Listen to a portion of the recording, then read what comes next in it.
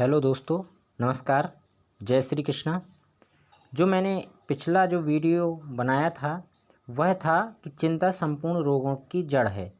देखिए, जो व्यक्ति चिंतित रहता है वह अनेक बीमारियों से ग्रस्त हो जाता है और बीमारियों से ग्रस्त होने के बाद वह अपना जीवन सुचारू ढंग से नहीं जी पाता है। तो देखिए, इसमें मैंने जो पिछला वीडियो था, जिन्होंने अभी तक उस वीडियो को नहीं देखा है वो देख लें, क्योंकि उसमें मैंने बताया था कि चिंता किस प्रकार से हमें हमारे जो तंत्रिका तंत्र को प्रभावित करती है और हमें रोगग्रस्त बना देती है। देखिए, जो चिंताएं होती हैं वह किस कारण आती हैं? जब हमारा मन अशांत होता है। तो जब हमारा मन अशांत होगा तभी चिंताएं बढ़ती हैं और वो चिंताएं बढ़ती जाती हैं और हमारे शरीर को रोगग्रस्त बनाती जाती हैं।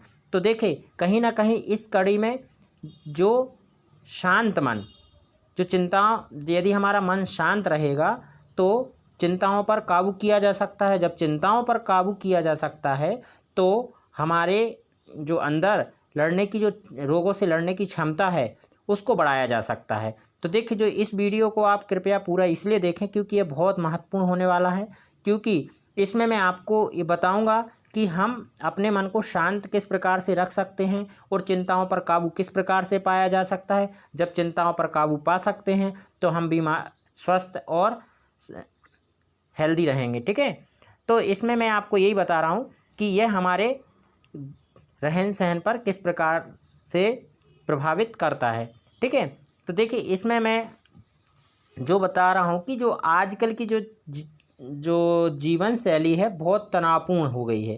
तनावपूर्ण होने के कारण जो आपका जो दिमाग है, मन है, हमेशा अशांत रहता है। मन में हमेशा आपके जीवन से संबंधित कुछ ना कुछ बातें चलती रहती हैं, लेकिन शायद यह बात नहीं जानते कि जो मन व दिमाग है वह हमेशा अशांत रहने से आपके स्वास्थ्य पर कितना बुरा प्रभाव पड़ता है।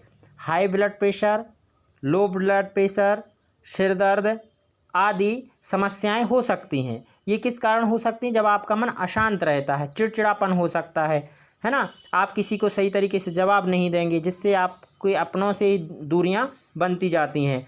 तो इसका जो प्रमुख कारण है यह कहीं ना कहीं से हमारा अशांत मन है। देखिए, इसमें ऐसा बताया गया है कि कुछ जो देखिए हमारी जो सभ्यता है वह भी शांति प्रिय थी। ऐसा नहीं है कि हम ही शांति प्रिय हैं और हम शांति, इसके लिए बड़े बड़े ऋषि मुनि जो कि अपने मन को शांत करने में निर्जन वन में चले जाते थे। लेकिन हम यदि कुछ प्रयास जो हमारे दिनचर्या से जुड़े हुए हैं हम घर पर ही करें तो हम भी अपने मन को शांत स्वभाव का बना सकते हैं। ठीक है, तो इसमें देखिए, अब हम अपनी सभ्यता के बारे में बात करते हैं तो हम आर्य लोग, जो हमारे पूर्वज थे, आर्य लोग भी शांति प्रिय थे। जो हमारा व्यवसाय था उस समय का क्या था? कृषि था। हम केवल इतने में परम संतोष और प्रसन्नता का अनुभव कर लेते थे। पहले बहुत कोई चिंता नहीं रहती थी, लेकिन आज हम बहुत सारी ऐसी चिंताओं को अपने मन में समेटे बैठे रहते हैं। ऐसी बहुत सारी बातें होती हैं जिनको हम अपने मन से बाहर निकाल ही नहीं पाते हैं और वो हमें चिंता का कारण बन जाती। चिंता के कारण ही मन अशांत रहता है। तो देखिए, यदि हम अपने परिवार का बिना किसी बाधा के पालन पोषण कर पाते हैं तो हमारा मन निश्चिंत रहता है, शांत रहता है। और यदि हमें बहुत ज़्यादा मुसीबतें उठाना पड़ती हैं या हमें ज़्यादा वर्क करना पड़ता है तो हमारा मन चिड़चिड़ा हो जाता है।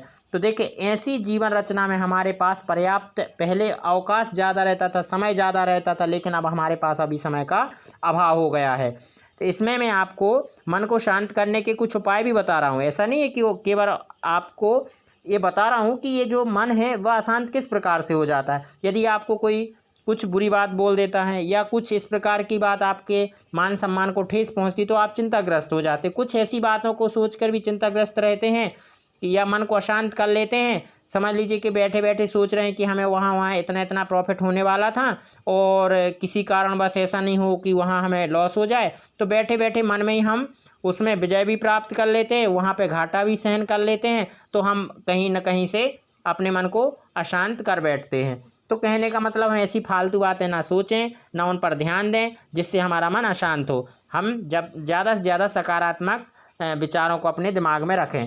तो मैं यहाँ पे ऐसा बता रहा था कि जो हमें चिंतन करने की और सभ्य बनाने के लिए जो पर्याप्त अवसर मिल सका है अभी, तो हमारे जैसे पूर्वज थे, जैसे कि आपने रामचरितमानस में पढ़ा होगा कि जो राजा जनक थे वो अपने हाथों से हल चलाते थे और उस समय के सर्वश्रेष्ठ आत्मवेद भी थे।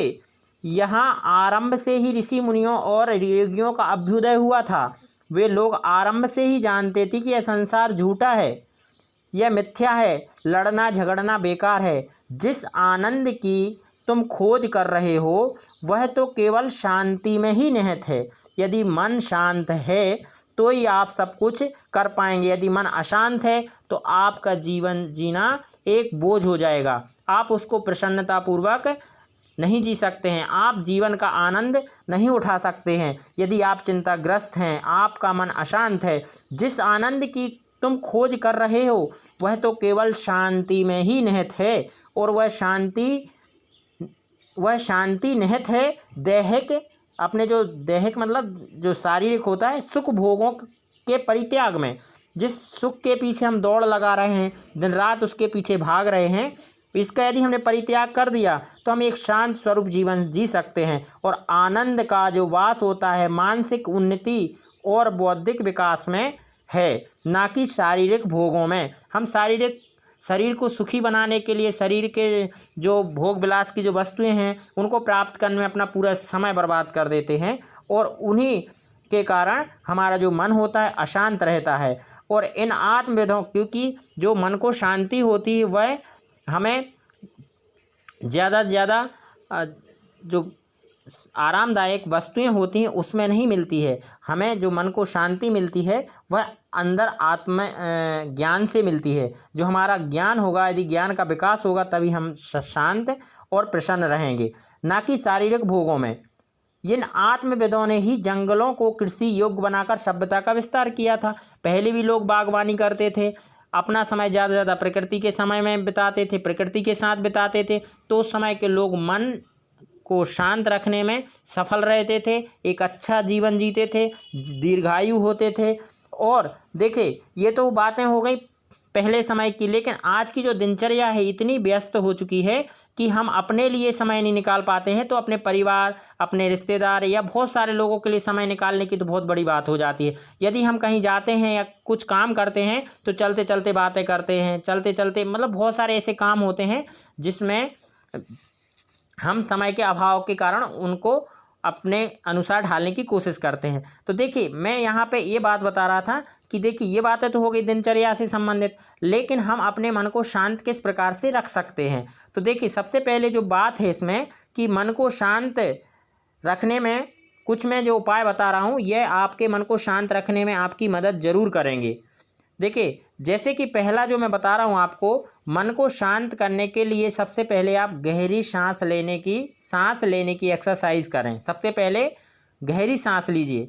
फिर दूसरा है, आप कहीं भी किसी भी समय फ्री बैठे हैं उस समय ये आराम से कर सकते हैं। ज़रूरी नहीं कि इसके लिए आपको आसन लगा के बैठना है, आसन लगा के करना है, ऐसा कुछ ज़रूरी नहीं है।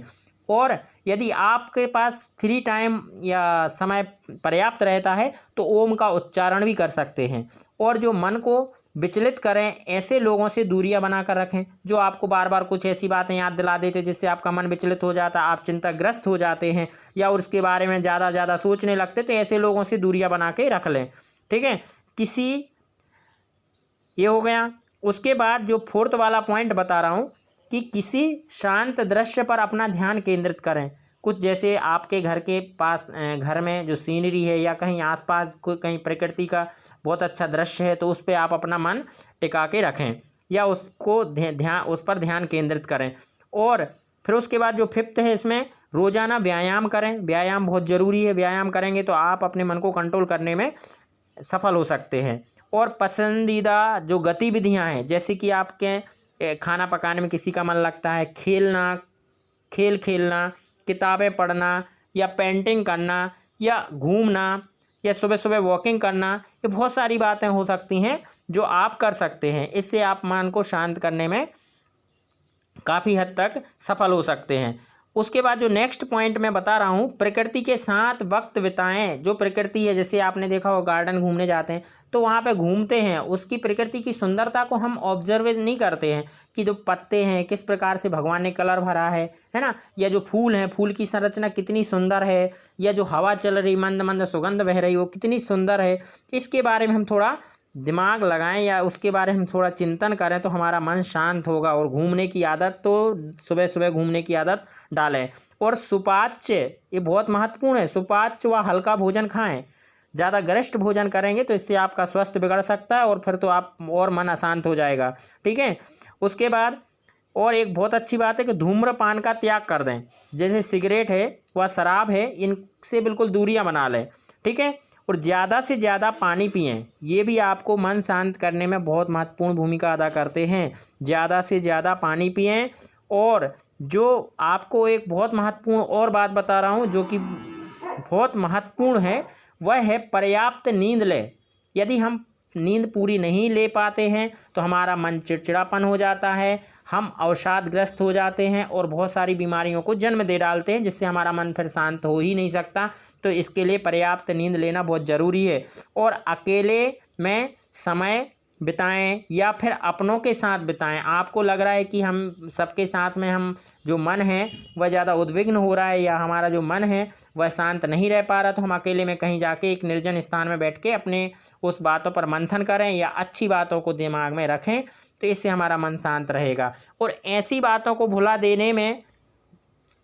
दें, ऐसी बातों को मन से भुला दें जो आपके मन को विचलित करते हैं, और उन बातों को बुलाने की ज़्यादा से ज़्यादा कोशिश करें और सकारात्मक लोगों की संगति करें। तो देखिए, जो इस वीडियो में मैंने आपको बताया है कि जो हमारा जो जीवन है कितना तनावग्रस्त है, जो मन है कैसा अशांत हो चुका है, उस मन को तनावग्रस्त और अशांत बनाने के लिए हम कुछ उपाय कर सकते हैं जो कि बिल्कुल सरल हैं। और मुझे आप लोग जो मेरे साथ वीडियो में बने रहे इसके लिए बहुत बहुत धन्यवाद। और जो मैं आपके इसके बाद जो नेक्स्ट वीडियो लेके आऊँगा वो भी हमारे दिनचर्या से संबंधित ही होगा।